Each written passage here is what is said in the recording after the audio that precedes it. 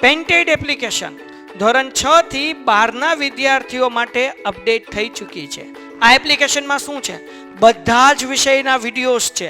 ગુજરાતની best faculty દ્વારા live lectures છે. આઈએમપી પ્રશ્ન છે, ટેસ્ટ સિરીઝ છે અને ગુજરાતના તમામ વિદ્યાર્થીઓ સાથે તમે તમારી કમ્પેરિઝન કરી શકો છો. ગેમિફિકેશન છે અને બીજું ઘણું બધું. તો તમે એપ્લિકેશન ડાઉનલોડ ન કરી હોય તો ડિસ્ક્રિપ્શનમાં લિંક આપી છે. હમણાં જ પ્લે સ્ટોર ઉપર જાઓ અને એપ્લિકેશન ડાઉનલોડ કરો. ઘરે બેઠીને સરસ મજાનું ગુજરાતની જોરદાર ફેકલ્ટી સાથે ભણો, સારા માર્ક્સે પાસ થાય. દેખાય છે આ કે ના ફટાફટ? ઓકે, ડન છે. ચાલો, ધોરણ 11 કોમર્સ ગુજરાતી માધ્યમ, વિષય અર્થશાસ્ત્ર, ચેપ્ટર નંબર 6 બજાર, એના વિશે આપણે ચર્ચા કરતા હતા અને એમાં આગળ વધીશું. આપણે એવું અત્યાર સુધીમાં પ્રાસ્તાવિક બાબતોમાં જોયું કે બજાર એટલે શું. તો કે બજાર એટલે એક પ્રકારનું, અત્યાર સુધી એવું માનવામાં આવતું હતું બજાર એટલે શું, તો કે એક પ્રકારનું સ્થળ. કયું સ્થળ? તો કે બે પક્ષકારોને ભેગા કરવાનું સ્થળ. કયા બે પક્ષકારો? તો કે એક ખરીદનાર અને એક વેચનાર. આ બે જણાને ભેગા કરવાનું કામ કોણ કરે? તો કે ભાઈ બજાર કરે. આ અત્યાર સુધી એવું માનવામાં આવતું હતું, પણ હવે ટેકનોલોજીના વિકાસ થવાથી આ પરિસ્થિતિમાં કંઈક ફેરફાર થયો છે. હવે બજારને કોઈ ભૌગોલિક વિસ્તાર સાથે સંબંધ રહ્યો નથી. અત્યાર સુધી જેવું માનવામાં આવતું હતું બજાર એટલે કોઈ એવી જગ્યા કે જ્યાં ખરીદનાર અને વેચનાર ભેગું થાય છે, એ જગ્યા દૂર થઈને હવે બજાર એટલે શું, તો કે એક માધ્યમ એવું થઈ ગયેલું છે. આ માધ્યમ ના મદદથી શું થશે, તો કે ખરીદનાર અને વેચનાર ભેગા થશે. એટલા માટેનો હવે આપણો મુદ્દો એટલે સંપર્ક.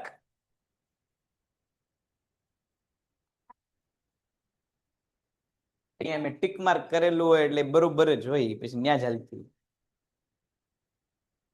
તો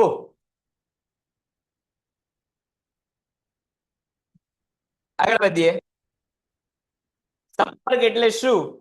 તો કે સંપર્ક એટલે ભેગા થવું, એકબીજાને મળવું, એને આપણે સંપર્ક એવું સામાન્ય શબ્દમાં કહીએ છીએ. અહીંયા સંપર્ક એટલે શું? તો કે ખરીદનાર અને વેચનારો એકબીજાના ભાગીદાર બને. ભાગીદાર એટલે શું? તો કે ખરીદનાર ખરીદીની પ્રવૃત્તિ કરીએ કે વેચનાર વેચવાની પ્રવૃત્તિ કરીએ કે એને આપણે સંપર્ક કહીએ છીએ. જ્યાં સુધી ટેકનોલોજીનો વિકાસ નહોતો થયો ત્યાં સુધી ખરીદ વેચાણની પ્રવૃત્તિ કરવી હોય તો આપણે વ્યક્તિગત ધોરણે જવું પડતું હતું. ફિઝિકલી એક જગ્યાએથી બીજી જગ્યાએ જવું પડતું હતું. શું કામ? તો કે ટેકનોલોજીનો વિકાસ નહોતો ત્યાં સુધી. પણ હવે ટેકનોલોજીનો વિકાસ થઈ ગયો છે એટલે આપણે વસ્તુ ખરીદવા માટે એક જગ્યાએથી બીજી જગ્યાએ જવાની જરૂર રહેતી નથી. આપણે જે છે એ ટેકનોલોજીનો ઉપયોગ કરીને પણ શું કરી શકીએ છીએ, તો કે વસ્તુ મંગાવી શકીએ છીએ. આ માટે બે રીતે સંપર્કમાં આવી શકાય છે. એક ટેલી શોપિંગ અને બીજું ઓનલાઈન શોપિંગ. ટેલી શોપિંગ એટલે શું? તો કે ફોન દ્વારા તમે વસ્તુ મંગાવો, કોલ કરીને, એને ટેલી શોપિંગ કહેવાય. દાખલા તરીકે આપણી આજુબાજુ વાળો કરિયાણાનો વેપારી હોય, એ આપણને વર્ષોથી જાણતો હોય ને આપણે એને વર્ષોથી જાણતા હોય, પછી આપણને કહી દે કે ભાઈ તમારે વસ્તુની જરૂર હોય તો અહીંયા સુધી આવવાની જરૂર નથી, આ લ્યો મારો નંબર, તમારે જે વસ્તુ જોતી ફોન કરી દેજો, હું મારા માણસને મોકલીને તમારી વસ્તુ મોકલાવી દઈશ. તો આ ટેલી શોપિંગ કે જ્યાં તમે ફોન ઉપર શું કર્યો, તો કે વસ્તુ મેળવવા માટેનો અહીંયા એવું કીધેલું છે હુકુમ કે આદેશ. હુકુમ કે આદેશ, જેને આપણે ઇંગ્લિશમાં શું કહીએ, તો કે ઓર્ડર આપ્યો. ફોન ઉપર ઓર્ડર આપો, કોલ કરીને ઓર્ડર આપો, તો એ ટેલી શોપિંગ છે. કોઈ પણ તમે એપ્લિકેશન કે વેબસાઇટની મદદથી વસ્તુ મંગાવતા હો તો ઈ કયું શોપિંગ થયું, તો કે ઓનલાઈન શોપિંગ થયું. જે શોપિંગ કરવા ઇન્ટરનેટની જરૂર પડે એ ઓનલાઈન શોપિંગ. એ પછી ઝોમેટો હોય, સ્વિગી હોય, બ્લિંકિટ હોય, એમેઝોન હોય, ફ્લિપકાર્ટ હોય, મીશો હોય, શોપસી હોય, આ બધા જ કેવા પ્લેટફોર્મ છે? ઓનલાઈન શોપિંગના પ્લેટફોર્મ છે. કારણ કે આ બધી જ જગ્યાએથી ખરીદી કરવી હોય તો આપણે ઇન્ટરનેટનો ઉપયોગ કરવો પડે. કાં તો એપ્લિકેશનથી આપણે વસ્તુ મંગાવીએ અથવા તો વેબસાઇટમાંથી વસ્તુ મંગાવીએ. એનો સીધો જ સમાવેશ શેમાં થાય? ઓનલાઈન શોપિંગમાં થાય. ફોન કરીને વસ્તુ મંગાવો તો ટેલી શોપિંગ. ઇન્ટરનેટના માધ્યમથી એપ્લિકેશન કે વેબસાઇટમાંથી વસ્તુ મંગાવો તો એને શું કહેવાય? તો કે ઓનલાઈન શોપિંગ. પછીનો મુદ્દો છે કિંમત. બજારમાં ચોક્કસ સમયે કોઈ એક વ્યક્તિ વસ્તુ કે સેવાની કિંમત નક્કી થયેલી હોવી જોઈએ. બજારમાં વસ્તુ કે સેવાની કિંમત વસ્તુ કે સેવાની માંગ અને તેના પુરવઠાના પરિબળ દ્વારા નક્કી થાય છે. જે અનુસાર બજારમાં વસ્તુ કે સેવાનું કિંમત વસ્તુ કે સેવાની ખરીદી માંગ અને વેચનારાઓ પોતાનો પુરવઠો બજારમાં દાખલ કરતા હોય છે. આપણે મન ફાવે ઈચ્છા હોય એવા મુજબના ભાવ આપણી પેદાશના લઈ શકીએ નહીં. બજારમાં વસ્તુની કિંમત કોણ નક્કી કરે? તો કે બે પરિબળો નક્કી કરે. કયા? તો કે વસ્તુની માંગ અને વસ્તુનો પુરવઠો. જો વસ્તુની માંગ વધી જાય અને પુરવઠો ઓછો હોય તો સ્વાભાવિક ધોરણે કિંમતોમાં શું જોવા મળે? આપણને ઘટાડો જોવા મળે. વસ્તુની માંગ વધી જાય અને પુરવઠો ઓછો હોય તો વસ્તુની કિંમતો સ્વાભાવિક રીતે કેવી થઈ જાય? ઘટી જાય. બરોબર કે નહીં? અને એનાથી ઊંધું, વસ્તુની માંગ ઓછી હોય અને પુરવઠો વધી ગયો હોય તો વસ્તુની કિંમતોમાં શું થવા માંડે? તો કે વધારો થવા માંડે. હા કે ના? આવું આપણને સામાન્ય પરિસ્થિતિમાં જોવા મળે. જોવા મળે છે બેટા આપણને આવું? હા કે ના? હા કે ના? તો એવું ન હોય. એવું ન હોય. જો વસ્તુની માંગ વધારે હોય અને પુરવઠો ઓછો હોય તો કિંમતો ઘટે નહીં, કિંમતો શું થઈ જાય? તો કે વધી જાય. વસ્તુની માંગ ઓછી હોય પુરવઠો વધારે હોય તો કિંમતો વધે નહીં, કિંમતો કેવી થઈ જાય? ઘટી જાય. એટલા માટે અહીંયા આપણે શું કરવું પડે? તો કે વસ્તુની કિંમત સ્વીકારવી પડે.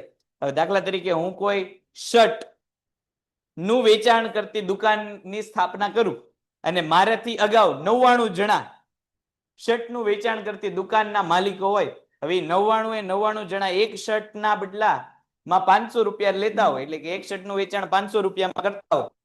મને એમ થાય કે ભાઈ હું મારા શર્ટ 800 માં વેચું તો હું શું મારો શર્ટ 800 માં વેચાણ કરી શકીશ ખરા? તો કે નહીં કરી શકું. શું કામ? તો કે મારી કિંમત વધારે હશે અને ઓલા જે 500 વાળા વ્યક્તિઓ છે એની પાસે મારા ગ્રાહકો વયા જશે. એવી પરિસ્થિતિમાં મારે શું કરવું પડશે?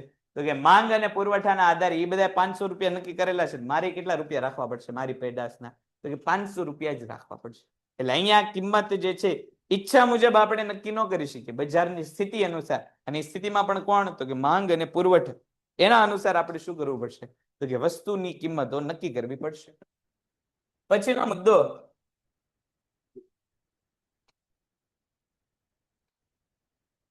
બજારની સ્થિતિ અંગેની જાણકારી. બજારની સ્થિતિ અંગેની જાણકારી વસ્તુ કે સેવાના ખરીદનાર અને વેચનારને હોવી જરૂરી છે. હવે અહીંયા બજારમાં એક અગત્યનું પરિબળ એટલે કે જાણકારીનું પરિબળ છે. બે પક્ષકાર બજારમાં હોય. કયા કયા બે પક્ષકાર હોય? કયા કયા બે પક્ષકારો બજારમાં? તું બોલતો હોય. વેચનાર અને ખરીદનાર એટલે કે વેપારી અને ગ્રાહક બે વર્ગ હોય. અહીંયા એવું માનવામાં આવે કે બજારમાં શું હોય? તો કે ગ્રાહકને અને વેપારીને બજારની બધી જ પરિસ્થિતિઓનો શું હોય? તો કે ખ્યાલ. વેપારીને વસ્તુની કિંમતો કેટલી છે, અવેજી વસ્તુઓ કેટલી છે એનો ખ્યાલ હોય. ગ્રાહકને પણ વેપારી કેટલી કિંમતે વસ્તુ વેચે છે, પોતાને જે પેદાશ જોઈએ છે એની એની જેવી બીજી પેદાશો કેટલી છે, આ બધી વસ્તુનો ખ્યાલ હોય. એટલે અહીંયા તમે ગ્રાહકો પાસેથી ઈચ્છા મુજબના ભાવ લઈ શકતા નથી. શું કામ? તો કે ગ્રાહકને ખ્યાલ. આપણે વસ્તુ ખરીદવા જઈએ ત્યારે આપણે કોઈ એક દુકાનમાંથી વસ્તુ ખરીદી નાખીએ છીએ? તો કે નથી ખરીદતા. આપણે શું કરીએ? તો કે પહેલા 4 જગ્યાએ વસ્તુના ભાવ પૂછવા જઈએ. એના કારણે થાય શું? તો કે આપણને વસ્તુ કેટલા રૂપિયામાં વેચાય છે એ આખા બજારની સ્થિતિની ખબર. તો અહીંયા પણ એવું જ કીધેલું છે કે બજારની સ્થિતિ અંગે વ્યક્તિ કેવા હોવા જોઈએ? તો કે જાણકાર હોય છે. બજારમાં ફુગાવો અથવા મંદીના વલણો હોય, કોઈ કુદરતી કે માનવીય આફત આવી હોય તેવા સંજોગોમાં ઉત્પાદક વેચાણ કે ખરીદીના યોગ્ય સમયે યોગ્ય જથ્થાને અનુસાર નિર્ણય લઈ શકાય છે. એટલે વસ્તુની કિંમતો તમે જે છે એ સરળતાથી જાણી શકતા હોય, એટલે કોઈ તમને અહીંયા વધુ કિંમત લઈ શકતા નથી. શું કામ? તો કે તમે કેવા વ્યક્તિ છો? જાણકાર વ્યક્તિ છો. તમારી પાસે બજારની શું છે? માહિતી છે. હવે તમને ખબર જ હોય કે સામાન્ય રીતે એક તમે કોટનનો શર્ટ લેવા જાઓ તો મોટા ભાગની દુકાનો એક કોટનનો શર્ટ દાખલા તરીકે 500 રૂપિયામાં વેચે છે. હવે કોઈ દુકાને જઈને તમે કોટનનો શર્ટ માંગો, ની તમને એમ કે 1000 રૂપિયા લાવો, તો તમે શું 1000 રૂપિયા આપી દેશો? તરત એમ કહો ને કે આગળ વાળો તો 500 માં આપે, તમે કેમ 1000 માં આપો? આવું તમે કહી ક્યારે શકો? જ્યારે તમારી પાસે જાણકારી હોય તો. એટલે અહીંયા એટલે મેં શબ્દ વાપરો કોટન. કોટન એક ક્વોલિટી થઈ. કાપડ કોટન બધી જગ્યાએ હરખું, એટલે બધું હરખું. એના કારણે શું થશે? તો કે બધી જગ્યાએ વસ્તુની કિંમતો કેવી જોવા મળશે? એક સરખી જોવા મળશે. પછીનો મુદ્દો, બજારનું વર્ગીકરણ. હવે અહીંથી આપણા માટે 5 માર્કના પ્રશ્નો આઈએમપી શરૂ થયા છે. બજારનું વર્ગીકરણ 5 માર્કમાં પૂછાય અને એમાં સ્થાન આધારિત બજારનું વર્ગીકરણ સ્વતંત્ર રીતે 3 માર્કમાં પૂછાય છે. ટોટલ આમ જોવો તો બજારનું વર્ગીકરણ 3 રીતે કરવામાં આવે. 3 રીતે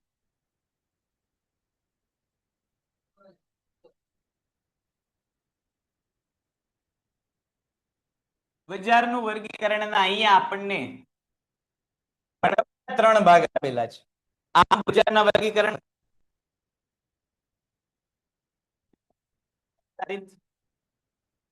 બીજું જથ્થા આધારિત અને ત્રીજું હરીફાઈ. આ 3 આપણે કરવાની છે. સ્થાનમાં આપણે પાછા પેટા ઘણા બધા પ્રકાર જોવાના છે. સૌથી પ્રાદેશિક, પછી કયું છે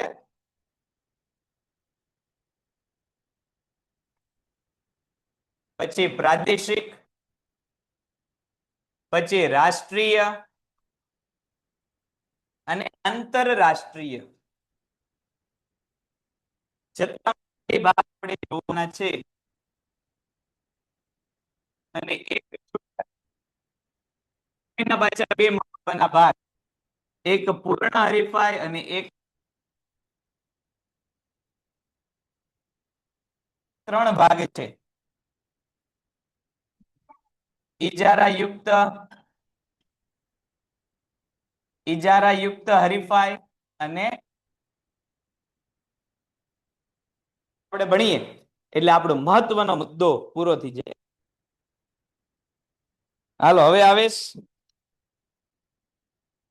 આવે હવે અવાજ? ઓકે ચાલો, તો આટલી વસ્તુઓનો અભ્યાસ આપણે અહીંયા કરશું એટલે આપણું કામ પૂરું થશે. વિગતે તો ભણવાનું જ છે પણ પ્રાસ્તાવિક માહિતી મેળવી લી. જો આમ વર્ગીકરણના ઘણા બધા પ્રકાર આપેલું છે કે ભાઈ બજારનું વર્ગીકરણ જે છે એ જુદા જુદા માપદંડો, કયા માપદંડો છે તો કે ભાઈ બજારનું વર્ગીકરણ સમય આધારિત, વસ્તુ આધારિત, જથ્થા આધારિત, નિયંત્રણ આધારિત, હરીફાઈ આધારિત, ઘણી બધી રીતે થાય છે. હા, આની નીચે કરો, હું જેની નીચે કરો એની નીચે તમારે કરવાની. બોલો બસ આ અહીંયા બદલું જ હાલ, એમ કે અવાજ કપાઈશ કઈ કરી જાય ને આવીને. ચાલો આવે છે ત્યાં સુધીમાં તમે અહીંયા ધ્યાન આપો કે બજારનું વર્ગીકરણ સૌથી પહેલા સ્થાન આધારિત, તો એ તો આપણે અહીંયા જોવાના જ છે. સૌથી પહેલું કયું તો કે સ્થાન આધારિતમાં સૌથી પહેલું સ્થાનિક બજાર. પછી આપણે સમય આધારિત જોવાના છીએ. જો અમુક બજાર 24 કલાક 7 દિવસ અને 12 માસના હોય એને આપણે શું કહીએ છીએ તો કે સમય આધારિત. તો આપણે વાત કરતા હતા બજારના વર્ગીકરણની, આપણે જે છે બજારના વર્ગીકરણની વાત કરતા હતા આપણે કે બજારનું વર્ગીકરણ આમ જોવો તો ઘણા બધા પ્રકાર છે. સ્થાન આધારિત, સમય આધારિત. એમાં સમયની વાત કરતા હતા કે અમુક બજાર કેવા હોય તો કે 24 કલાક 7 દિવસ અને 12 માસના હોય. અમુક સિઝનલ બજાર. સિઝનલ એટલે શું તો કે જે વસ્તુની સિઝન આવે ત્યારે એ વસ્તુનું બજાર જોવા મળે. દાખલા તરીકે ભાઈ અમુક વ્યક્તિઓ શું કરે તો કે દિવાળીમાં, કાંઈ વાંધો નહીં, અમુક વ્યક્તિઓ દિવાળીમાં શું કરે તો કે ભાઈ ફટાકડાનો વેપાર કરે તો એ સિઝનલ બજાર છે. અમુક વ્યક્તિઓ શિયાળામાં ગરમ કપડાનું વેચાણ કરે તો એ સિઝનલ બજાર છે. અમુક વ્યક્તિ ઉનાળામાં જે છે સુતરાઉ કાપડનું વેચાણ કરે તો એ સિઝનલ બજાર છે. અમુક તો કે ભાઈ અમુક સમયે ફ્રૂટનું વેચાણ કરતા હોય, અમુક સમયે શાકભાજીનું, આ કેવા બજાર કહેવાય તો કે સિઝનલ બજાર કહેવાય. અમુક તો કે વર્ષોથી એક જ વસ્તુનું અને 24 કલાક 7 દિવસ અને 12 મહિનામાં એક જ વસ્તુનું ઉત્પાદન કરતા હોય તો એ કાયમી બજાર, તો એ સમય આધારિત બજારનું વર્ગીકરણ. વસ્તુના સ્વરૂપ આધારિત. હવે વસ્તુના અલગ અલગ સ્વરૂપ પાડી તમે શકો, કાચો માલ, અર્ધ તૈયાર માલ અને તૈયાર માલ. તો આ વસ્તુના પ્રકાર આધારિત બજાર થયું. વસ્તુના જથ્થા આધારિત હમણાં આપણે જોવાનું છે. પછી નિયંત્રણ આધારિત, સરકાર નિયંત્રિત બજારો છે, ગ્રાહક નિયંત્રિત બજારો છે, સહકારી મંડળી નિયંત્રિત બજારો છે, તો આ નિયંત્રણ આધારિત બજારો છે. પછી હરીફાઈ આધારિત બજાર, એ પણ હમણાં આપણે જોવાનું છે. તો આવા ઘણા બધા પ્રકાર છે.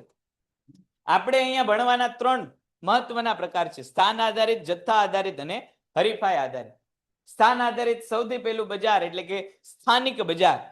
કોને કહેવાય સ્થાનિક બજાર? હવે જો આ જેટલા બજાર છે બધાની વ્યાખ્યા એક એક માર્કમાં પૂછાય છે.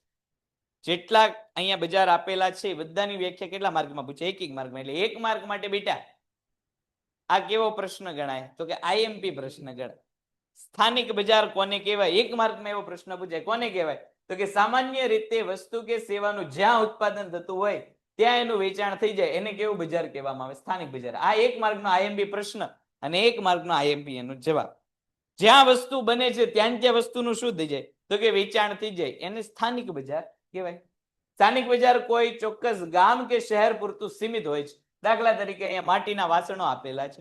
દાખલા તરીકે ભાવનગરમાં વસ્તુ બનતી હોય, ભાવનગરમાં વેચાઈ જતી હોય, તો એને આપણે કેવું બજાર કહીએ? સ્થાનિક બજાર. જો આ મુદ્દા સમજતા પહેલા એક અગત્યની વાત કહી દઉં કે આ બધા સમજણ પૂરતા બજારના વર્ગીકરણના ભાગો કરેલા છે. પણ હવે ટેકનોલોજી અને અદ્યતન સુવિધાને કારણે બધા જ બજારો એકબીજામાં કેવા થઈ ગયા છે? તો કે મિક્સ થઈ ગયા છે. હવે દાખલા તરીકે અહીંયા તમને કીધેલું જ કે ભાઈ માટીના વાસણોનું બજાર. તો અગાઉના સમયમાં માટીના વાસણ એક જગ્યાએ બીજી જગ્યાએ લઈ જવાના પ્રશ્ન હતા. એક જગ્યાએ બીજી જગ્યાએ જાય ખર્ચો વધારે આવે. પાછા માટીના વાસણો છે એટલે બની શકે કે વાસણ તૂટફૂટ થવાની સંભાવના રહે. પણ હવે ટેકનોલોજી આવી ગઈ છે, ટ્રાન્સપોર્ટેશન સુવિધા સારી છે, તો એક જગ્યાએથી બીજી જગ્યાએ તમે વાસણ વેચી શકો છો. ભાવનગરના વાસણ ભાવનગરની બહાર, ગુજરાતની બહાર, દેશની બહાર એ વેચાય છે. પણ આ બધા સમજૂતી માટેના છે એટલે આપણે એવી જ રીતે સમજૂતી લેશું. દાખલા તરીકે ફરસાણ ઉદ્યોગ છે, ભાવનગરના ગાંઠિયા, તો એ ભાવનગરના ગાંઠિયા એ કેવો બિઝનેસ કહેવાય? તો કે સ્થાનિક બજાર. ગાંઠિયા જ્યાં બને છે ત્યાં એનું શું થઈ જાય? તો કે વેચાણ થઈ જાય છે. તો એનો સમાવેશ શેમાં કરવામાં આવે? તો કે સ્થાનિક બજારમાં કરવામાં આવે. ઉત્પાદન થયું ત્યાં શું થઈ ગયું? તો કે વેચાણ. સામાન્ય રીતે સ્થાનિક બજારમાં કેવી વસ્તુ વેચાય? તો કે જે વસ્તુ નાશવંત હોય બેટા એ વસ્તુ શેમાં વેચાય? તો કે સ્થાનિક બજારમાં. નાશવંત એટલે શું? તો કે જે વસ્તુને આપણે લાંબા સમય સુધી સ્ટોર કરી શકતા નથી. એક જગ્યાએથી વસ્તુ બીજી જગ્યાએ લઈ જવી હોય તો તમારે શું કરવું પડે? તો કે વસ્તુ સ્ટોર કરવી પડે. પણ જે વસ્તુ સ્ટોર થતી નથી એવી વસ્તુ બધી જ ક્યાં વેચવી પડે? તો કે તમારે નજીકના બજારોમાં વેચવી પડે. એ બધાનું બજાર એટલે કયું બજાર? તો કે સ્થાનિક બજાર. બીજું પ્રાદેશિક બજાર. પેલા ગામ કે શહેર પૂરતું જે બજાર સીમિત હતું એનું કદ વિસ્તરી જાય એટલે કયું બજાર થઈ ગયું? તો કે પ્રાદેશિક બજાર. દાખલા તરીકે કોઈ વસ્તુ જે છે એ ગુજરાતમાં જ વેચાતી હોય તો એ બજાર એટલે કયું બજાર? તો કે પ્રાદેશિક બજાર. સામાન્ય રીતે આવા બજારમાં કઈ કઈ વસ્તુ આવે? તો કે ભાઈ ગુજરાત રાજ્યમાં અમદાવાદ ખાતેના વિભિન્ન બજારો, વડોદરાના બજારો, દાખલા તરીકે ભાઈ સુરતી ઘારી, પ્રાદેશિક ભાષાના ચલચિત્રો, પ્રાદેશિક ભાષાની પુસ્તકો. હવે જે પ્રદેશ જ્યાંનો હોય ત્યાં આવી વસ્તુ વેચે. દાખલા તરીકે ભાઈ પ્રાદેશિક ભાષાના ચલચિત્રો, એમાં ભાઈ દાખલા તરીકે માનીએ કે ભાઈ ગુજરાતી ફિલ્મ, તો ગુજરાતી ફિલ્મો ક્યાં રિલીઝ થાય? તો કે ગુજરાતમાં જ રિલીઝ થાય. શું કામ? તો કે ગુજરાત बाहर किसी को गुजराती नहीं आवड़ता है, इसके हिसाब से गुजराती फिल्म कहाँ दिखाना पड़ता है? तो कि गुजरात में ही दिखाना पड़ता है. क्यों? क्योंकि आता नहीं है किसी को गुजराती. तो वो बाजार कैसा बाजार हुआ? वो बाजार प्रादेशिक बाजार हुआ. हमको तो हिंदी आवड़. પેન્ટેડ એપ્લિકેશન ધોરણ 6 થી 12ના વિદ્યાર્થીઓ માટે અપડેટ થઈ ચૂકી છે. આ એપ્લિકેશનમાં શું છે? બધા જ વિષયના વિડીયોઝ છે. ગુજરાતની બેસ્ટ ફેકલ્ટી દ્વારા લાઈવ લેક્ચર્સ છે. આઈએમપી પ્રશ્ન છે, ટેસ્ટ સિરીઝ છે અને ગુજરાતના તમામ વિદ્યાર્થીઓ સાથે તમે તમારી કમ્પેરિઝન કરી શકો છો. ગેમિફિકેશન છે અને બીજું ઘણું બધું. તો તમે એપ્લિકેશન ડાઉનલોડ ન કરી હોય તો ડિસ્ક્રિપ્શનમાં લિંક આપી છે. હમણાં જ પ્લે સ્ટોર ઉપર જાઓ અને એપ્લિકેશન ડાઉનલોડ કરો. ઘરે બેઠીને સરસ મજાનું ગુજરાતની જોરદાર ફેકલ્ટી સાથે ભણો, સારા માર્ક્સે પાસ पड़ता है, इसलिए हम तो गाभा काट नाकता है हिंदी में.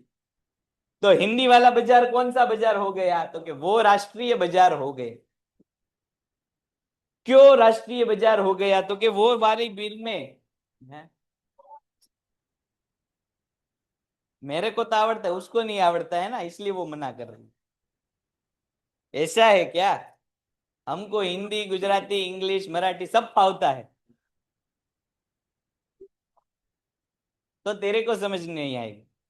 मेरे को तो भाव जाता है.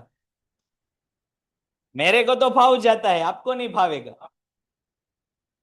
ચાલો અહીંયા ધ્યાન આપો.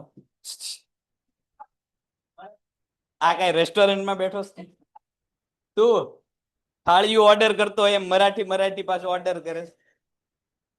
ઓલો કેમ ગુજરાતી થાળી, પંજાબી થાળી, એમ મરાઠી મરાઠી કરે છે. લે પાછું અહીંયા ધ્યાન આપો. હાલો હવે પ્રાદેશિક બજાર એટલે શું? તો કે જે બજાર એક પ્રદેશ પૂરતું સીમિત હોય. દાખલા તરીકે વસ્તુ માત્ર ક્યાં વેચાતી હોય? તો કે ગુજરાતમાં વેચાતી હોય. વસ્તુ ક્યાં વેચાતી હોય? માત્ર મહારાષ્ટ્રમાં, માત્ર મધ્યપ્રદેશમાં. તો એને આપણે કેવું બજાર કહીએ છીએ? તો એને આપણે પ્રાદેશિક બજાર કહીએ. દાખલા તરીકે બાલાજીની જેવું ઓલું ગોપાલ ના સ્વીટની ગોપાલના ઓલા પેકેટ આવે છે, બધા ઘણા બધા આવે છે. તો એ બજાર કેવું છે? તો કે આમ જો તો એ પ્રાદેશિક બજાર છે. કારણ કે ગોપાલ કંપની મોટે ભાગે ક્યાં કામ કરે છે? તો કે ગુજરાત અને એના આસપાસના પ્રદેશો પૂરતું જ એનું કામ અત્યાર પૂરતું સીમિત. પણ બાલાજીનું બજાર છે કેવું બજાર છે? તો કે રાષ્ટ્રીય બજાર છે. બાલાજીની પ્રોડક્ટ માત્ર ગુજરાતમાં જ વેચાય? તો કે નહીં. તમે મધ્યપ્રદેશમાં જાઓ તોય બાલાજી તમને જોવા મળે. તમે ઉત્તર પ્રદેશમાં જાઓ તોય બાલાજીની પ્રોડક્ટ જોવા મળે. તમે ગોવામાં જાઓ, તમે કાશ્મીરમાં જાઓ, તમે કોઈ પણ જગ્યાએ જાઓ, બધી જગ્યાએ બાલાજી, બધી જગ્યાએ બાલાજી જોવા મળે. એટલે કે કોઈ રાજ્ય પૂરતું સીમિત નથી, કોઈ એક પ્રદેશ પૂરતું સીમિત નથી. એનું વેચાણ ક્યાં થાય? તો કે આખા દેશમાં થાય. તો એ બજારને કેવું બજાર કહેવાય? રાષ્ટ્રીય બજાર. દાખલા તરીકે ભાઈ ડેરી પ્રોડક્ટ છે, સાડીનું બજાર છે, હિન્દી ભાષાની નવલકથાઓ છે, તો આ બધા કેવા બજાર છે? રાષ્ટ્રીય બજાર છે. એનું વેચાણ દેશમાં કોઈ એક પ્રદેશ, એક શહેર, એક ગામ પૂરતા સીમિત નથી. આખા દેશના બધા જ રાજ્યોમાં આવી વસ્તુનું વેચાણ થાય છે. આ વસ્તુઓને આપણે કઈ વસ્તુ કહીશું? તો કે રાષ્ટ્રીય બજારની વસ્તુ કહીશું. દાખલા તરીકે ભાઈ હિન્દી પિક્ચરો છે, તો હિન્દી પિક્ચરો આમ જોવો તો દેશના લગભગ બધા જ રાજ્યોમાં હિન્દી પિક્ચરો શું થતી હોય? તો કે એ રિલીઝ થતા હોય છે. શું કામ? તો કે મોટા ભાગના લોકો હિન્દી જાણે છે. તો એ બજાર કેવું કહેવાય? રાષ્ટ્રીય બજાર કહેવાય. એવી વસ્તુઓ કે જેને રાજ્યની સીમાઓ નડતી નથી, એ બધું જ બજાર શેમાં આવે? રાષ્ટ્રીય બજારમાં. અને છેલ્લો ભાગ એટલે કે આંતરરાષ્ટ્રીય બજાર. એક શહેરથી આગળ વધીને એક પ્રદેશ એટલે કે રાજ્ય સુધી, એક રાજ્યથી આગળ વધીને એક દેશ સુધી, પછી દેશની સીમાઓ તમે વટી જાઓ, તો એ બજાર કેવું થઈ ગયું? તો કે આંતરરાષ્ટ્રીય બજાર. દાખલા તરીકે ભાઈ ટાટા જે કામ કરે છે, ટાટા કંપની શેમાં કામ કરે છે? તો કે આંતરરાષ્ટ્રીય બજારમાં. ટાટાની ગાડીઓ વિશ્વની 102 કે એનાથી વધારે દેશોમાં તમને જોવા મળે છે. તો આ કંપનીને કેવી કંપની કહેવાય? આંતરરાષ્ટ્રીય કંપની કહેવાય. એ કેવા બજારમાં કામ કરે? આંતરરાષ્ટ્રીય. એટલે કે જે વસ્તુને કોઈ પણ દેશની સરહદો લાગુ પડતી નથી, એવા બજારને આપણે કયું બજાર કહીશું? આંતરરાષ્ટ્રીય બજાર. કઈ કઈ વસ્તુનું વેચાણ થાય? તો કે ભાઈ અંગ્રેજી પુસ્તકો અને મોબાઈલો વગેરે જેવું બજાર. ટીવી છે, ફ્રીજ છે, કપડા છે, બૂટ છે. હવે બધી વસ્તુઓ ક્યાં આવે છે? તો કે આંતરરાષ્ટ્રીય બજારમાં આવે છે.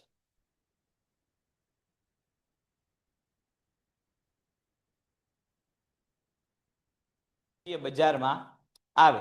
શું કામ? તો કે આપણે અહીંયા બેઠા બેઠા જે એપલના ફોન વાપરીએ છીએ, વિવોના ફોન વાપરીએ છીએ, સેમસંગના ફોન વાપરીએ છીએ, તો આ બધા જ ફોન કયા છે? તો કે વિદેશથી આવેલા છે, અહીંયા બનતા નથી. તો એનો આપણે કેવું કહીશું? તો કે આંતરરાષ્ટ્રીય બજાર કહીશું. ચાલો પછી બજારનું વર્ગીકરણ ભૌગોલિક રીતે ચુસ્ત જડ રહ્યું નથી. કારણ કે વૈજ્ઞાનિક શોધખોળ, વાહન વ્યવહાર, સંદેશા વ્યવહારની સગવડતા, ફ્રીજ અને કોલ્ડ સ્ટોરેજની સગવડતાને કારણે એમાં શું થયું છે? તો કે વર્ગીકરણ. જો હમણાં જ મેં તમને કીધું કે આ બધા બજાર છે એ માત્ર સમજૂતી માટેના છે, પણ ટેકનોલોજીના વિકાસ થવાથી ચારેય બજારો કેવા થઈ ગયા? ભેગા થઈ ગયા. હમણાં ભાઈ આપણે વાત કરી કે ભાવનગરના ગાંઠિયા, એનું બજાર આમ જોવો તો કેવું છે? તો કે એનું બજાર આમ જોવો તો સ્થાનિક બજાર જેવું છે. જ્યાં ગાંઠિયા બને ત્યાં ગાંઠિયાનું શું થઈ જાય? તો કે વેચાણ થઈ જાય. પણ હવે જો આ ગાંઠિયા સારી એવી સીલ પેક કોથળીઓમાં જે છે એનું હવે એક્સપોર્ટ થાય છે. એટલે વિદેશમાં તમને ભાવનગરના ગાંઠિયા જોવા મળે. શું કામ? તો કે ટેકનોલોજીનો વિકાસ થયો છે. પણ આપણે સમજૂતી માટે હજી એવું માનશું કે ટેકનોલોજી હજી એટલી બધી વિકસી નથી. તો આપણે બધા બજારોમાં જે છે એ ફેરફાર ભારતમાં લાવાના ફોન બને છે. લાવા કંપની ભારતીય કંપની છે.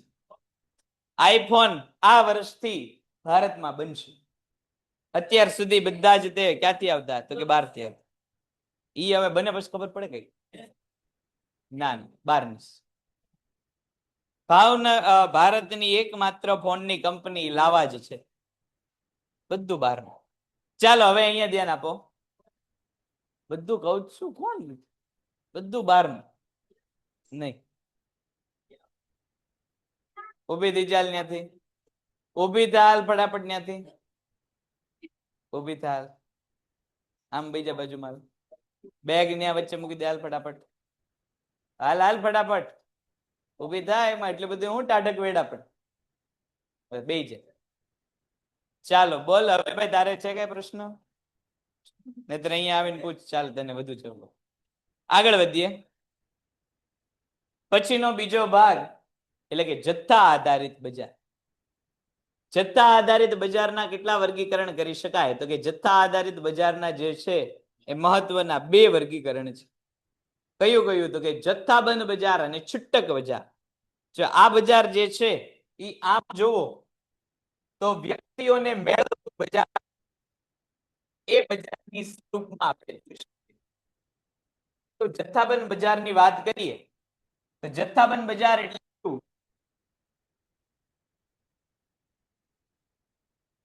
તો કે જથ્થાબંધ બજાર વસ્તુનું ઉત્પાદન કોણ કરતો હોય છે? તો કે ઉત્પાદક. આ ઉત્પાદક પાસેથી વસ્તુની ખરીદી કોણ કરે? તો કે ભાઈ જથ્થાબંધ વેપારી. અને એનું વેચાણ કોને કરે? આ જે વ્યક્તિ કેવો હોય છે વધારે, એનો અર્થ તમે એવું કહી શકો કે કેવું છે? તો કે જોડતી કડી છે. જથ્થાબંધ વેપારીનું કામ શું છે? તો કે ભાઈ છૂટક વેપારી અને ઉત્પાદકને જોડતી કડીનું કામ કોણ કરે છે? તો કે જથ્થાબંધ વેપારી જે છે એ કરે છે. તો એને આપણે શું કહેશું? તો એને આપણે જે છે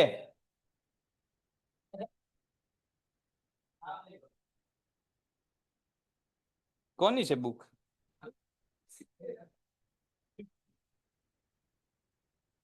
તો એને આપણે કેવું બજાર કહેશું? તો કે જથ્થાબંધ બજાર કહેશું. કે જ્યાં વસ્તુની ખરીદી કેવા પાયા ઉપર થતી હશે? મોટા પાયા ઉપર થતી હશે. અને એ વેપારીને આપણે શું કહીશું? જથ્થાબંધ વેપારી. દાખલા તરીકે અહીંયા તમે ઝાંઝરિયા હનુમાન વાળો રોડ જોયેલો હશે. ત્યાં જો ઘણા નમકીનના ગોડાઉન ત્યાં આવેલા છે. લગભગ બાલાજીનું ગોડાઉન પણ ત્યાં છે. તો ભાવનગરમાં બાલાજીનો જે ડીલર હશે મોટા જથ્થા ઉપર શું કરશે? તો કે બાલાજીની આઈટમો ખરીદશે અને એ ત્યાં સ્ટોર કરશે. ત્યાંથી આજુબાજુમાં આપણા ઘરની આજુબાજુમાં જે કરિયાણા વાળા હોય એટલે કે છૂટક વેપારી હોય એને શું કરશે? તો કે વસ્તુ મોકલી આપશે. એટલે ઉત્પાદક પાસેથી મોટો જથ્થો લેશે. આ મોટા જથ્થાનું શું કરશે? તો કે નાના નાના ભાગોમાં કોને વેચાણ કરશે? તો કે છૂટક વેપારીની જરૂરિયાત મુજબનું વેચાણ કરશે. આ કયું બજાર થયું? તો કે જથ્થાબંધ બજાર. આની પછીનું બજાર એટલે કે છૂટક બજાર. આ બજાર કઈ રીતે? એ વસ્તુની ખરીદી કોની પાસેથી કરવામાં આવે? તો કે જથ્થાબંધ વેપારી પાસેથી વસ્તુની ખરીદી કરવામાં આવે. કોણ વસ્તુની ખરીદી કરે? તો કે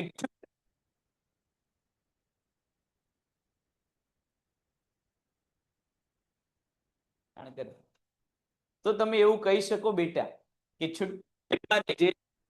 એ જથ્થાબંધ વેપારી અને ગ્રાહકને શું છે? તો કે જોડતી કડી છે.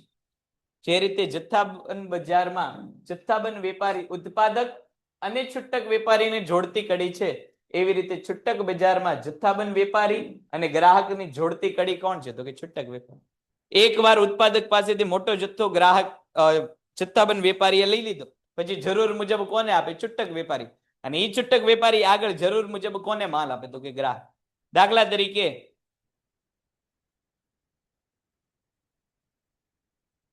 બહુ કરી હવે માઇક બેઠા પછી એ તે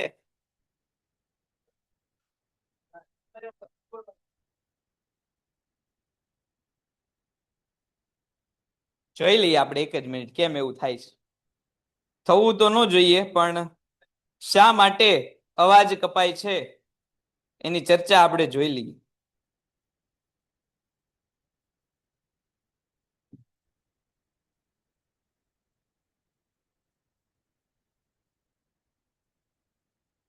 hello hello hello hello hello hello બરોબર તો આવે છે અવાજ. હલો હલો હલો મારે તો બરોબર આવે છે. હલો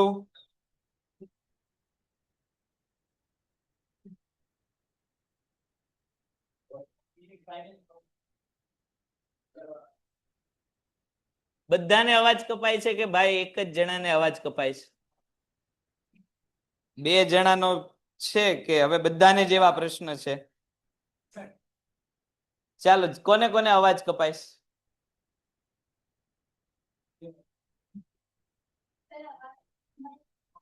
હલો ચાલો આવે છે કે નહીં?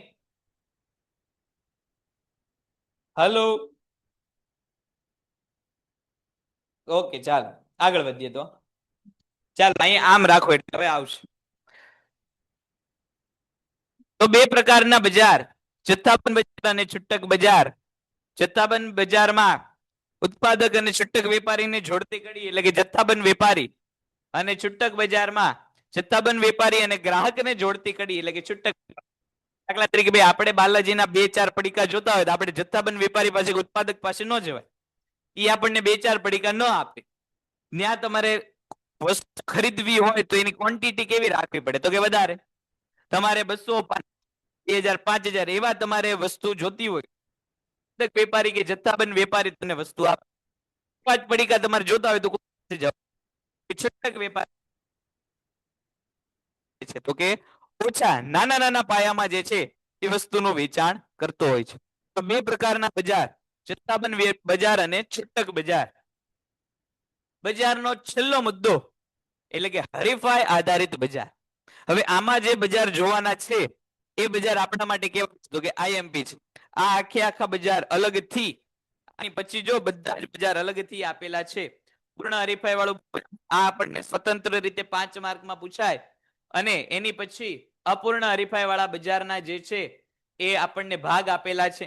એ બધા બજાર પણ આપણને સ્વતંત્ર રીતે 5 માર્કમાં પૂછાવા માટે કેવા છે? તો કે આઈએમપી છે.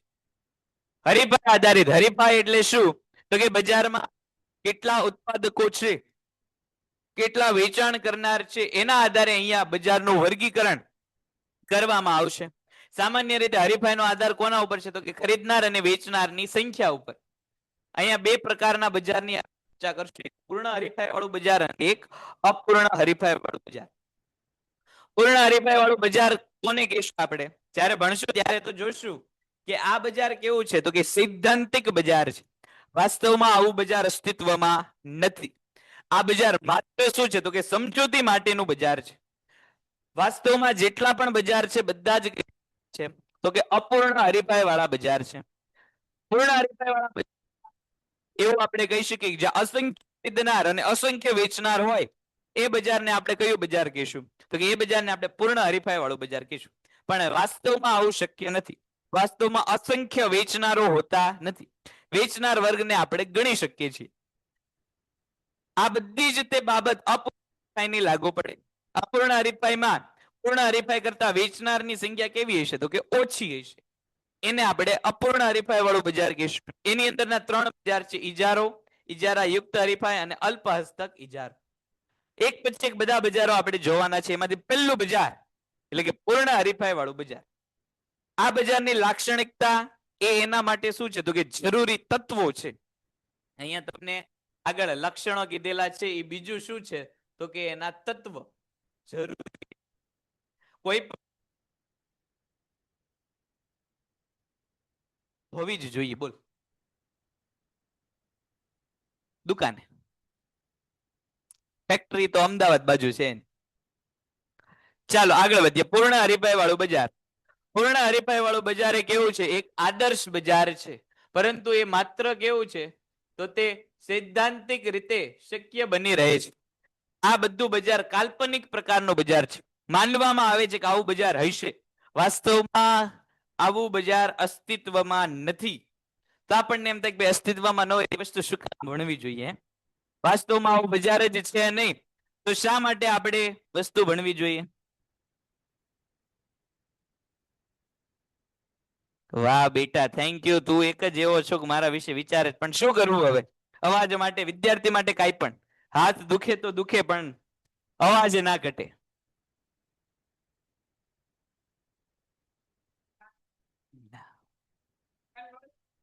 Thank you.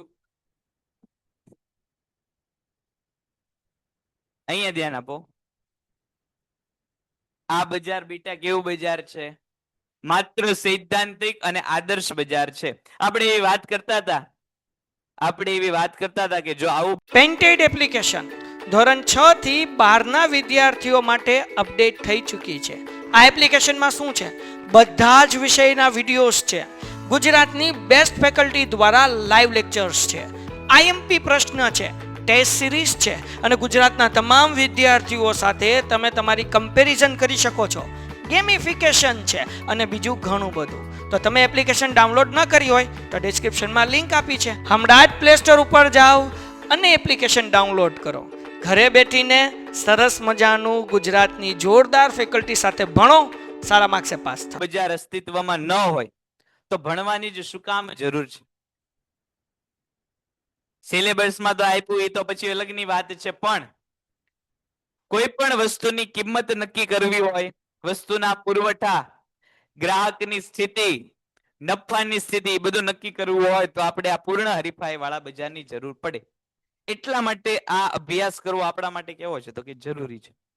અર્થશાસ્ત્રના અભ્યાસની દ્રષ્ટિએ વાસ્તવમાં અસ્તિત્વ નથી, છતાં પણ આપણે શું કરવું પડશે? તો કે આ વસ્તુનો અભ્યાસ કરવો પડશે. તો એના વિશે ચર્ચા હવે અહીંયા આપણે કરીએ છીએ. વાસ્તવમાં ખેતી ક્ષેત્રને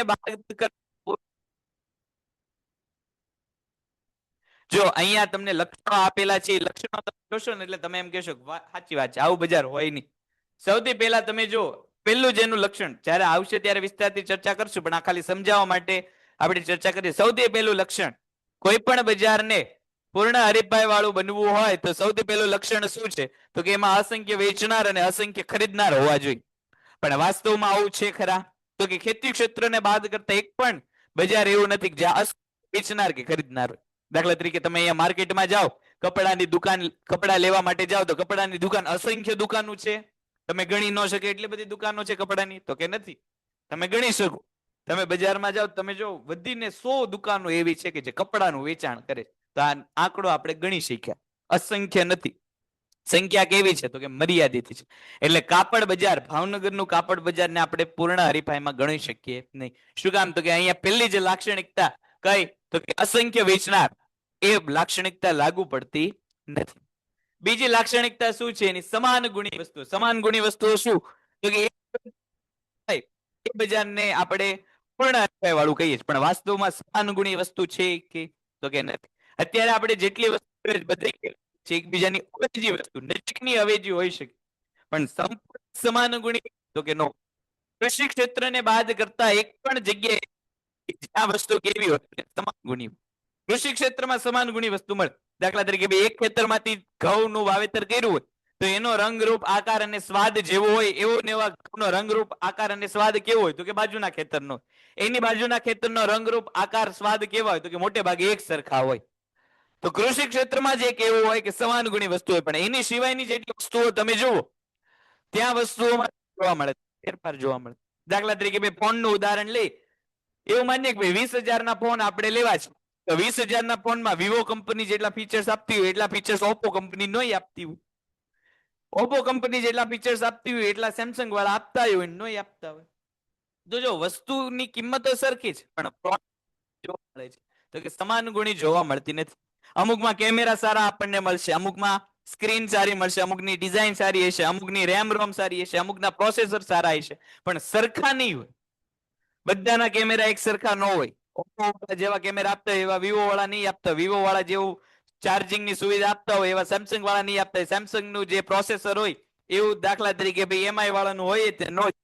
હવે જે વસ્તુ છે, બધી વસ્તુનો ઉપયોગ, ફોનનો ઉપયોગ આપણે કમ્યુનિકેશન માટે કરી શકીએ છીએ, પણ સમાન ગુણી નથી. બધાના ગુણ કેવા હશે? તો કે અલગ અલગ. તો જે વસ્તુ સમાન ગુણી ન હોય ત્યાં અપૂર્ણ હરીફાઈ કેવું થઈ જાય? તો કે એ બજાર અસ્તિત્વમાં આવતું નથી. પછી પેઢીઓની મુક્ત અવર જવર, પૂર્ણ હરીફાઈનું મહત્વનું લક્ષણ. એકમાત્ર પૂર્ણ હરીફાઈમાં જ પેઢીઓની અવર જવર કેવી છે? તો કે મુક્ત છે. અવર જવર એટલે શું? તો કે સ્વતંત્ર રીતે આવે અને સ્વતંત્ર રીતે ધંધાની બહાર આવી જાય, એને મુક્ત અવર જવર કહેવાય. એક જ બજાર પૂર્ણ હરીફાઈ વાળું એવું છે કે જ્યાં મુક્ત અવર જવર હોય, અને એ પણ અહીંયા કયું બજારને ધ્યાનમાં લેવામાં આવે? કૃષિ બજાર. એટલા માટે અવર, દાખલા તરીકે આપણે કોઈ ધંધો શરૂ કરવો હોય તો આપણે ઘણા બધા પ્રકારની પરમિશનો લેવી પડે, સરકારના દસ્તાવેજો તૈયાર કરવા પડે. દાખલા તરીકે ભાઈ મારે કાપડનો કોઈ દુકાન ખોલવી હોય તો પહેલા મારે એની માટે જમીન લેવી પડે, દુકાન ઊભી કરવી પડે, સરકારમાંથી પરવાના લેવા પડે, તો એની માટે ઘણી પ્રોસેસ થાય. એટલે બજારમાં પ્રવેશવું, અવર કરવી, આવવું કેવું છે? તો કે મુશ્કેલ છે. પછી મને એમ થાય કે હું મારો ધંધો બંધ કરીને વયો જાઉં છું, તો સરકારમાં પાછું મારે ધંધા બંધ કરાવવા પડે, જે જીએસટી નંબર લીધેલા હોય જીએસટી નંબર બંધ કરાવવા પડે, દુકાન વેચવી પડે. એટલે કે જવર જાવું પણ કેવું છે? તો કે મુશ્કેલ છે. એટલે મુક્ત અવર જવર નથી, આવવાનું કામ એ મુશ્કેલ છે, ને બજારમાંથી જવાનું કામ એ કેવું છે? મુશ્કેલ છે. પણ એકમાત્ર કૃષિ ક્ષેત્ર એવું છે કે જ્યાં અવર જવર કેવી છે? તો કે અવર જવર ત્યાં શક્ય બને છે. તમારે ખેતીમાં કઈ વસ્તુનું ઉત્પાદન કરવું એની માટે કોઈ પરવાના લેવાની, તમારે પોતાની હોય, તમને એમ લાગે કે ભાઈ ઘઉંનું ઉત્પાદન કરવું તો તમે સરકારને પૂછવા ન જવું પડે કે ભાઈ આજ વખતે ઘઉંનું ઉત્પાદન કરું કે નહીં. એ તો તમારી ઈચ્છા છે. તમને એમ થાય કે ભાઈ બીજા વર્ષે આપણે ઉત્પાદન કરવું નથી, તો તમારે સરકારને કહેવા ન જવું પડે કે ભાઈ આજ વખતે ઉત્પાદન નથી કરવાનો, ઈચ્છા મુજબ ઉત્પાદન કરવું હોય તો કરી શકો, ન કરવું હોય તો ન કરો. એટલે એકમાત્ર કૃષિ ક્ષેત્ર જેવું છે કે જ્યાં પેઢીઓ કેવી છે? મુક્ત અવર જવર કરે છે. એટલે ત્યાં આપણે કહી શકીએ કે આ બજાર કેવું બજાર છે? તો કે પૂર્ણ હરીફાઈ વાળું. એની સિવાયના બધા જ બજારો કેવા છે? તો કે અપૂર્ણ હરીફાઈ વાળા બજારમાં કામ કરતા હોય છે. બજાર અંગેનું સંપૂર્ણ જ્ઞાન, આ પૂર્ણ હરીફાઈની ખાસિયત છે કે અહીંયા બે પક્ષકાર હોય. કયા બે પક્ષકાર હોય? ખરીદનાર અને વેચનાર, એટલે કે વેપારી અને ગ્રાહક બંને એકબીજાની સ્થિતિથી વાકેફ. એટલે કે વેચનારને ખબર હોય કે ગ્રાહકની આવક કેટલી છે, ગ્રાહકને કઈ વસ્તુની જરૂર છે, બધું જ વેચનારને ખ્યાલ. ગ્રાહકને એ ખ્યાલ હોય કે વેપારીને વસ્તુ કેટલા રૂપિયામાં મળે છે, અવેજી વસ્તુઓ છે કે નહીં, વેપારી જે છે એ કેટલો નફો કમાય છે, આ બધી જ વસ્તુનો ખ્યાલ ગ્રાહકને હોય છે. તો જો વાસ્તવમાં આવું બધું ખ્યાલ ગ્રાહક અને વેપારીનો હોય છે ખરા? તો કે નથી હોતું. પણ અહીંયા એવી ધારણા કરવામાં આવે, એટલા માટે આપણે એવું કહી શકીએ કે પૂર્ણ હરીફાઈ વાળું બજાર વાસ્તવમાં અસ્તિત્વમાં નથી. પછી ઉત્પાદનના સાધનોની ગતિશીલતા. ઉત્પાદનના સાધનો કેટલા છે? ઉત્પાદનના સાધનો કેટલા છે? કેટલા છે એમ મેં પૂછ્યું. 4 છે. કયા કયા? કયા કયા? હા, તું દૂધ. હા, જમીન, મૂડી, શ્રમ અને નિયોજન. તો અહીંયા એવું માનવામાં આવે છે કે બધા જ સાધનો કેવા છે? બહુ સરસ, બહુ સરસ. બધા જ સાધનો કેવા છે? તો કે ગતિશીલ છે. હવે તમે આમ જોવો તો જમીન ગતિશીલ છે ખરા? જમીનને એક જગ્યાએથી ઉપાડીને બીજી જગ્યાએ લઈ જવાય છે ખરા? તો કે નથી લઈ જઈ શકાય. જમીનને લઈ જઈ શકે છે તો બેટા? નથી લઈ જઈ શકાતી. એટલે આ ધારણા કેવી છે? તો કે ખોટી છે. આવું જ્યાં ન થતું હોય તો એ બજારને આપણે પૂર્ણ હરીફાઈ વાળું બજાર કહેશું નહીં. અને છેલ્લો મુદ્દો, વાહન વ્યવહાર ખર્ચનો અભાવ. એક જગ્યાએથી તમારે વસ્તુ બીજી જગ્યાએ લઈ જવી હોય તો જે ખર્ચો થાય છે એ ખર્ચને અહીંયા શું માનવામાં આવે છે? તો કે અભાવ માનવામાં આવે છે. એક જગ્યાએથી બીજી જગ્યાએ તમે વસ્તુ લઈ જાઓ છો તો એ ખર્ચને તમારી વસ્તુની કિંમતોમાં એડ કરતા નથી. આ કોનું લક્ષણ છે? તો કે આ જે લક્ષણ છે એ પૂર્ણ હરીફાઈનું લક્ષણ છે. અહીંયા વાહન વ્યવહાર ખર્ચને શું માનવામાં આવે છે? તો કે શૂન્ય માનવામાં આવે છે. વાહન વ્યવહાર ખર્ચ શૂન્ય હોવાથી વસ્તુની કિંમતમાં આવો ખર્ચ ઉમેરાશે નહીં. પણ વાસ્તવમાં એવું છે ખરા? તો કે નથી હોતું. પૂર્ણ હરીફાઈ માટે વ્યાખ્યા આપેલી છે. સૌથી પહેલું શ્રીમતી જ્હોન રોબિન્સન, એમણે એવું કીધેલું છે કે પૂર્ણ હરીફાઈ ત્યાં અસ્તિત્વમાં આવતી હોય જ્યાં ઉત્પાદકની વસ્તુની માંગ કેવી હોય? તો કે સંપૂર્ણ મૂલ્ય સાપેક્ષ હોય. વસ્તુની માંગ કેવી હોય? તો કે સંપૂર્ણ મૂલ્ય સાપેક્ષ હોય. એવું કોણે કીધું? જ્હોન રોબિન્સે કીધેલું છે. તો કે વસ્તુની કિંમતમાં નજીવો ફેરફાર થાય, પરિણામે માંગમાં કેવો ફેરફાર થાય? તો કે અમાપ, અનંત ફેરફાર થાય, એને કેવું માંગ કહેવામાં આવે? સંપૂર્ણ મૂલ્ય સાપેક્ષમાં. એટલે કે વસ્તુની કિંમત થોડી ઘટે તો માંગ કેવી વધે? તો કે માપી ન શકાય એવી માંગ વધી જાય. વસ્તુની કિંમત થોડીક વધે તો માંગ કેટલી ઘટી જાય? તો કે માપી ન શકાય એટલી ઘટી જાય. વાસ્તવમાં આવું છે ખરા? અસ્તિત્વમાં નથી. હવે દાખલા તરીકે શર્ટ 500 રૂપિયાની બદલે 600 રૂપિયા થઈ જાય, 500 રૂપિયા વાળો શર્ટ જે છે 600 રૂપિયામાં વેચાવા માંડે, તો શું લોકો શર્ટની ખરીદી કરવાનું બંધ કરી દે, વગર શર્ટે આટા મારવાનું શરૂ કરી દેશે? એવું નથી થતું. શું કામ? તો કે સંપૂર્ણ મૂલ્ય સાપેક્ષ માંગ અસ્તિત્વમાં નથી, એટલા માટે. બીજી વ્યાખ્યા પ્રોફેસર લેફ્ટવિચના મતે પૂર્ણ હરીફાઈ એક એવી બજાર વ્યવસ્થા છે કે જેમાં બજાર કિંમતને અસર પહોંચાડી શકે તેટલી મોટી પેઢી સમગ્ર બજારમાં અસ્તિત્વમાં નથી. અહીંયા પેઢીઓ કેવી છે? તો કે સમાન ગુણી વસ્તુઓનું વેચાણ કરે છે. બધી જ તે લોકો જે વેચાણ કરે છે બાકી ગૌ લેવા મળશે. અહીંયા કોઈ એક પણ એવી પેઢી નથી કે જે બજારને અસર પહોંચાડી શકે. એવું બજાર હોય તો એને આપણે શું કહીએ છીએ? પૂર્ણ હરીફાઈ વાળું બજાર. પણ વાસ્તવમાં આવું નથી. વાસ્તવમાં દરેક વેપારમાં મોટી પેઢીઓ હોય. દાખલા તરીકે જીઓની વાત કરીએ તો ટેલિકોમ સેક્ટરમાં જીઓ એક એવી પેઢી કહેવાય, તો કે મોટી પેઢી કહેવાય. જીઓના આવ્યા પહેલા શું હતું? તો કે બજારમાં જે છે, બોલા સાહેબ ને, જીઓના આવ્યા પહેલા શું હતું? તો કે જીઓના આવ્યા પહેલા આપણને જે છે એ 1 GB આખા મહિનાનું મળતું, ને એ પણ પાછું કેટલા? તો કે 300 રૂપિયામાં મળતું. જો જીઓ આવ્યા પછી જ 1 GB કેટલું? તો કે ડેઈલી મળવા માંડ્યું. અને પાછો કેટલા રૂપિયામાં? તો કે 20 થી 30 રૂપિયામાં 1 GB એક દિવસ. તો એનો અર્થ એ થયો કે બજારની આ મોટી પેઢીઓ હોવાને કારણે એને બજારના ભાવોમાં શું કરી દીધું? તો કે એને બજારના ભાવોમાં જે છે એ ફેરફાર કરી દીધો. અવાજ કપાય એમ કીધા. તો મોટી પેઢીઓ વાસ્તવમાં કેવી છે? તો કે બજારમાં અસ્તિત્વ ધરાવે છે. માટે આપણે કહી શકીએ કે પૂર્ણ હરીફાઈ વાળું બજાર કેવું છે? તો કે અસ્તિત્વમાં નથી, એવું છે. આની પછી એના લક્ષણો છે.